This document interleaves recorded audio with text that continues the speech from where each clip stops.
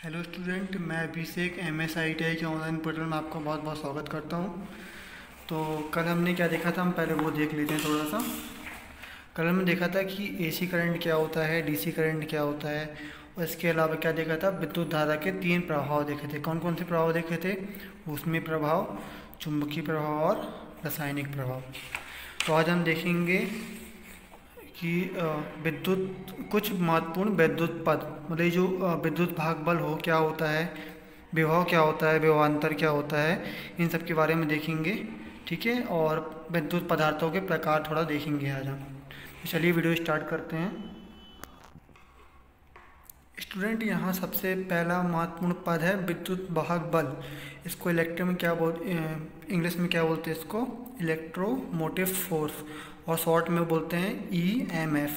ठीक है, तो अपन देखते हैं क्या लिखा हुआ है। इसमें लिखा है किसी पदार्थ में से धारा को एक सिरे से दूसरे सिरे तक प्रवाहित करने के लिए लगने वाला बल EMF कहलाता है। इसे E से प्रदर्शित करते हैं। तो आप क्या याद रखेंगे इसमें? वह बल जो इलेक्ट्रिक करंट को एक जगह से दूसरी जगह ट्रांसफ़र करने के लिए लगाया जाता है, या वह बल जो इलेक्ट्रिक करंट को एक सिरे से दूसरे सिरे तक भेजने के लिए लगाना पड़ता है, वो बल क्या कहलाता है? वो बल कहलाता है विद्युत वाहक बल। ये एक प्रकार का वोल्टेज ही होता है। इसकी इकाई क्या होती है? इसकी इकाई क्या होती है? वोल्ट। और इसको दर्शाते किससे हैं? इसको दर्शाते हैं E से। ठीक है, तो आई होप कि विद्युत भाग बल आपको समझ में आया होगा। मैं लास्ट में आपको अच्छे से एक्सप्लेन कर दूंगा। तो आइए हम देखते हैं आगे। यहाँ क्या लिखा हुआ है? विभव, इंग्लिश में क्या बोलते हैं? पोटेंशियल। ठीक है, तो पोटेंशियल क्या होता है हम देखते हैं। किसी वस्तु का विद्युत स्तर जिससे यह पता चलता है कि वह धारा का प्रवाह किस दिशा में करेगी। ये मतलब क्या है? ये एक वोल्टेज है कि ये प्लस का 5 वोल्ट है कि माइनस का 5 वोल्ट है। मतलब पॉजिटिव टर्मिनल है, मतलब वो सब पोटेंशियल कैसा है? पॉजिटिव है।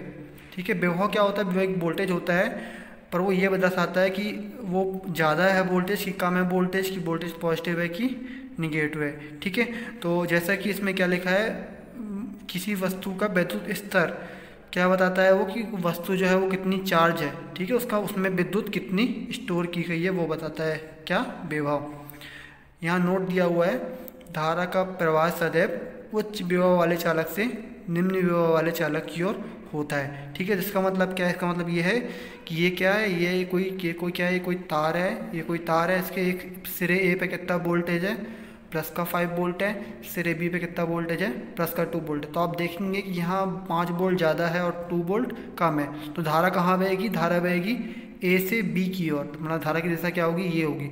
धारा की दिशा ये नहीं होगी, B से A नहीं होगी। क्यों नहीं होगी? क्योंकि ज़्यादा वोल्टेज से कम वोल्टेज की ओर जाता है। तो दिशा क्या होगी? A से B की ओर। इस तरीके से यहाँ आपको दिया हुआ है, A पे 5 वोल्ट है, B पे कितना है? 7 वोल्ट है। तो दिशा क्या होगी? दिशा होगी B से A की ओर। ठीक है, करंट की दिशा है B से A की ओर, क्योंकि यहाँ का वोल्टेज ज़्यादा है, यहाँ का वोल्टेज कम है। अब ये देखते हैं, इसमें A पे कितना है? 5 वोल्ट है, B पे कितना है? 0 वोल्ट है। तो प्रवाह की दिशा होगा धारा का A से B की ओर, क्योंकि 5 वोल्ट ज़्यादा है, 0 वोल्ट कम है। आइए आखिरी देखते हैं, यहाँ क्या है? ये बिंदु A है, ये बिंदु B है। बिंदु A पे कितना है वोल्टेज है? माइनस का 2 वोल्ट है, और B पे कितना है? 1 वोल्ट है। तो अब आप ये बताइए कि 1 वोल्ट ज़्यादा है कि माइनस का 2 वोल्ट ज़्यादा है? ठीक है, यहाँ क्या होगा? 1 वोल्ट ज़्यादा है, क्योंकि ये क्या है? माइनस में दिया हुआ है। तो धारा का प्रवाह किस दिशा में होगा? धारा का प्रवाह होगा B से A की ओर। ठीक है, चलिए हम आगे देखते हैं। आगे क्या है?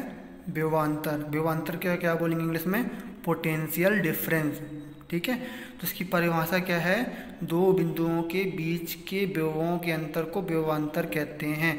ठीक है, जैसे बैटरी का कोई बैटरी, जैसे आप क्या एग्जांपल में लेंगे, ये कोई बैटरी है, ये कोई बैटरी है।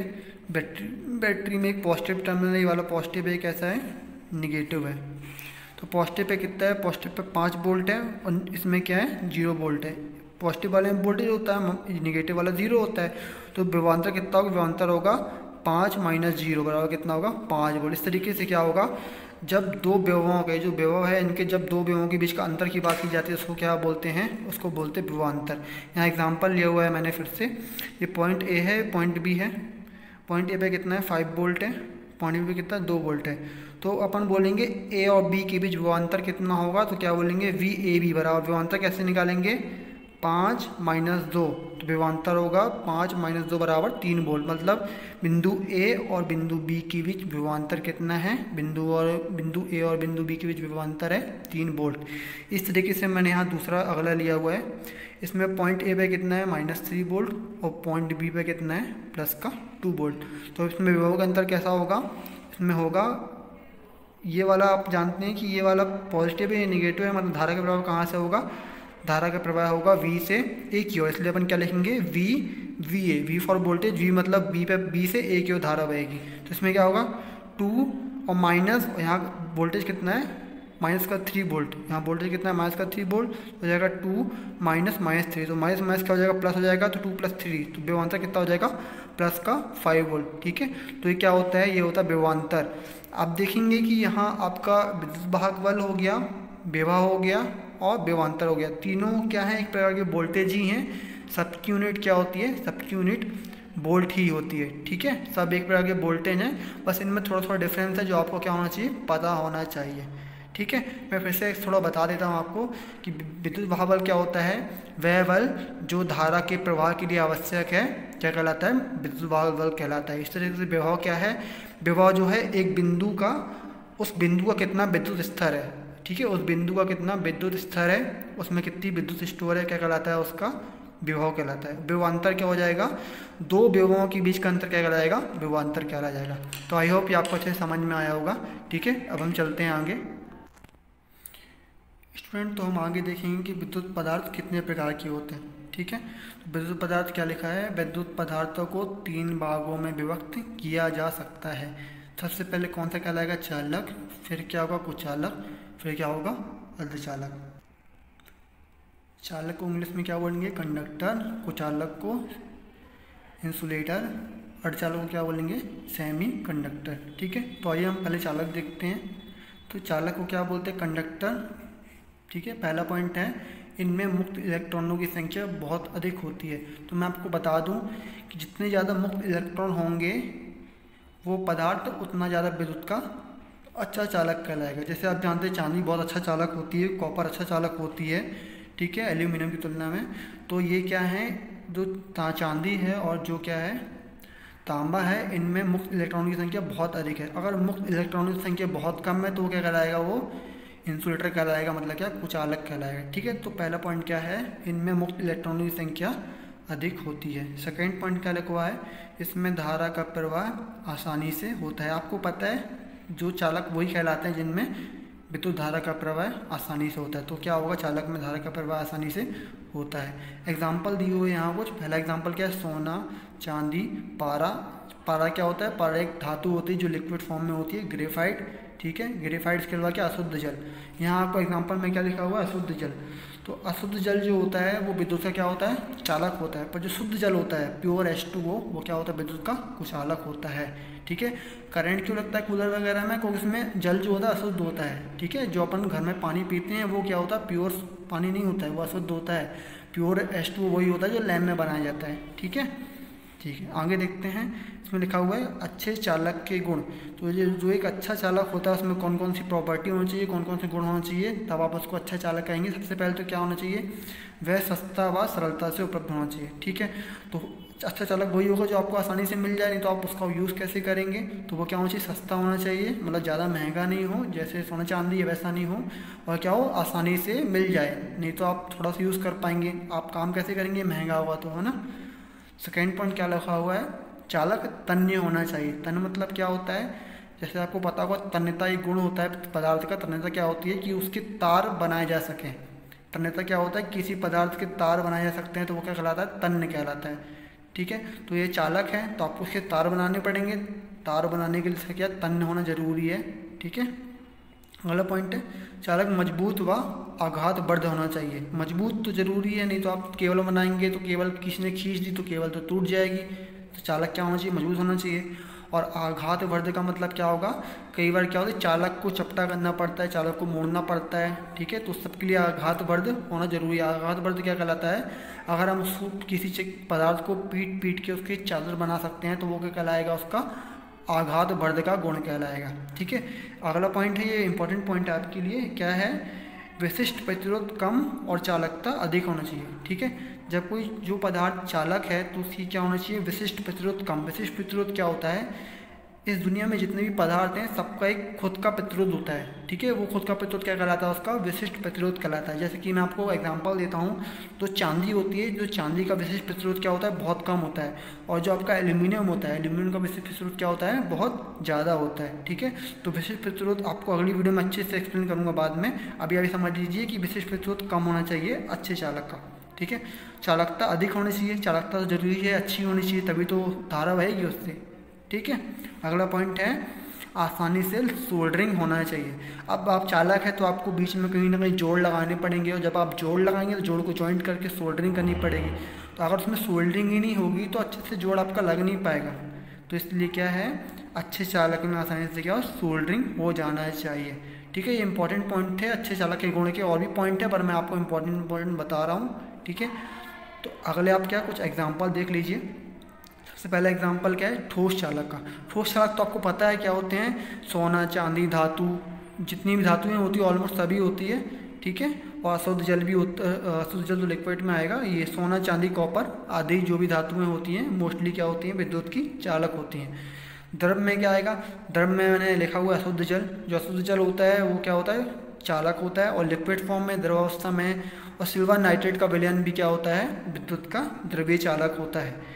गैस, कौन कौन सी गैस विद्युत की चालक होती हैं, तो हीलियम गैस होती है विद्युत की चालक, आर्गन गैस होती है विद्युत की चालक, और नियॉन गैस होती है विद्युत की चालक। ठीक है, ये आपको गैस अच्छे से याद रखिएगा क्योंकि गैस में कन्फ्यूज़न होती है, किसी को पता नहीं होता है। तो कौन कौन सी गैस विद्युत की चालक हैं ये आपको पता होना चाहिए। ठीक है, तो आप अपन क्या देखेंगे, अगला पॉइंट अपन देखेंगे कुचालक। तो चलते हैं कुचालक के ऊपर। चलिए स्टूडेंट, अब कुचालक के बारे में जानते हैं। कुचालक को इंग्लिश में क्या बोलते हैं, कुचालक को बोलते हैं इंसुलेटर। ठीक है, कुचालक क्या होता है, जो आप कभी तार देखते हैं, तार के ऊपर जो पीवीसी प्लास्टिक लगी होती है वो क्या कहलाती है, इंसुलेटर कहलाती है। ठीक है, आपकी लकड़ी इंसुलेटर होती है, बहुत सारी चीज़ें क्या है, इंसुलेटर है जो आप डेली लाइफ में देखते हैं। तो आइए शुरू करते हैं। लिखा हुआ है, वह पदार्थ जिनमें मुक्त इलेक्ट्रॉनों की संख्या नगण्य होती है। मतलब वह पदार्थ जिनमें, नगण्य मतलब क्या, बहुत कम या ना के बराबर। ठीक है, वह पदार्थ जिनमें मुक्त इलेक्ट्रॉनों की संख्या नगण्य होती है क्या कहलाते हैं, कुचालक कहलाते हैं। मैंने आपको ये बताया था कि जितने कम इलेक्ट्रॉन होंगे उतना खराब चालक होगा। अगर इलेक्ट्रॉन ज़्यादा हैं, अच्छे मुक्त इलेक्ट्रॉन ज़्यादा हैं तो वो अच्छा चालक होगा। मुक्त इलेक्ट्रॉन नहीं है तो क्या कहलाएगा, कुचालक कहलाएगा। तो इसलिए ये पहला पॉइंट लिखा हुआ है। अगला पॉइंट क्या लिखा है, सामान्य परिस्थितियों में इनमें से कोई भी धारा प्रवाहित नहीं होती। ठीक है, समान, आपको पता है कुचालक क्यों लगाते हैं, क्योंकि धारा ना बहे, करंट ना आए, हमारी चीज़ों पर तार के बाहर करंट ना, इसलिए क्या लगाते हैं, कुचालक लगाते हैं, बाहर पीवीसी लगाते हैं कोटिंग। इससे क्या होता है, धारा निकल के बाहर नहीं आती, वोल्टेज हमको शॉक नहीं लगता उससे। ठीक है, तो क्या हो, इससे धारा प्रवाहित नहीं होती सामान्य स्थितियों में, पर कभी कभी होने लगती है। तो यहाँ नोट लिखा हुआ है मैंने कि सामान्य स्थितियों से मतलब क्या है, कम वोल्टेज और सामान्य तापमान। ठीक है, आपको पता है तापमान बढ़ने पे क्या होता है, इसके जो चालन पे प्रभाव पड़ता है, कुचालक के विद्युत के चालन में प्रभाव पड़ता है। तो तापमान जो सामान्य मतलब क्या, 25 डिग्री सेल्सियस, डिग्री सेल्सियस। और कम वोल्टेज क्यों, अगर वोल्टेज बढ़ता है तो वोल्टेज बढ़ने से क्या होता है, कुचालक से भी धारा का प्रवाह होने लगता है। मतलब हमें क्या होगा, उस कंडीशन में शॉक लग जाएगा, करंट लग जाएगा। ठीक है, तो धारा का प्रवाह कब नहीं होता, जब स्थितियाँ क्या समान होती है, मतलब वोल्टेज बहुत ज़्यादा नहीं होना चाहिए और तापमान नॉर्मल होना चाहिए, तब इस कंडीशन में कुचालक जो है उससे धारा प्रवाहित नहीं होती। अगला पॉइंट है, इन पदार्थों की वोल्टेज सहन सीमा अलग अलग होती है। ठीक है, तो इनमें अलग अलग पदार्थ होते हैं, जैसे अभ्रक हो गया, कांच हो गया, एस्बेस्टस, बेकेलाइट, पीवीसी आदि, और लकड़ी भी होती है, सूखी लकड़ी। तो इन सब में क्या होती है, हर पदार्थ की वोल्टेज झेलने की क्षमता अलग अलग है। ठीक है, हर पदार्थ जो है अलग अलग वोल्टेज लेवल झेल सकता है, तो उसको उस हिसाब से क्या करते हैं अपन, यूज़ करते हैं। नॉर्मली आप जो घर पे देखते हैं केबल के ऊपर, वो कौन सी होती है, वो पीवीसी होती है। ठीक है, अभ्रक क्या होता है मैं आपको बता दूं। अभ्रक आप शायद आपने देखा होगा, जो मार्केट में गुलाल वगैरह आते हैं उसमें चमकनी सी कांच के छोटे छोटे टुकड़े टाइप के होते हैं, पन्नी पारदर्शी पन्नी के, तो वो क्या कहलाता है, अभ्रक कहलाता है। ये अभ्रक आपको कहाँ देखने में मिलेगा, ये अभ्रक आपको प्रेस वगैरह के जो प्रेस का बेस होता है वहाँ आपको अभ्रक, उसके नीचे बेस के जो अंदर, बेस के जस्ट ऊपर लगाया जाता है, वहाँ आपको अभ्रक देखने मिल जाएगा। ठीक है, कांच तो आप जानते हैं। एडवेस्टस क्या होता है, एडवेस्टर एक ठोस रबड़ सी होती है ब्लैक कलर की, वो क्या कहलाती है, एडवेस्टस कहलाती है। बेकेलाइट क्या होता है, काला प्लास्टिक होता है, काला प्लास्टिक होता है, बहुत सारी चीज़ें इसकी आती हैं। और पीवीसी तो आप जानते हैं, पॉलीविनाइल क्लोराइड, ठीक है, जो केबल के ऊपर लगाते हो क्या कहलाता है, पीवीसी कहलाता है। तो आइए हम देखते हैं आप क्या अच्छे कुचालक के गुण। तो सबसे पहले सबसे इम्पोर्टेंट गुण अच्छे कुचालक क्या होना चाहिए, उच्च डाई इलेक्ट्रिक स्ट्रेंथ। अब भाई डाई इलेक्ट्रिक स्ट्रेंथ क्या होती है, डाई इलेक्ट्रिक स्ट्रेंथ वो होती है कि कोई भी कुचालक जो है वो कितना वोल्टेज झेल सकता है, तो उसकी वोल्टेज झेलने की जो क्षमता होती है, मतलब वो कितने वोल्टेज को आगे जाने से रोक सकता है, वो क्या कहलाती है, उसकी डाई इलेक्ट्रिक स्ट्रेंथ कहलाती है। तो आपको कुचालक से करना क्या, आपको कुचालक से करंट रोकना है, करंट रोकना है मतलब वोल्टेज आगे नहीं जाने देना है, ठीक है, मतलब करंट रोकना है तो उससे क्या होना चाहिए, वोल्टेज का विरोध करना चाहिए।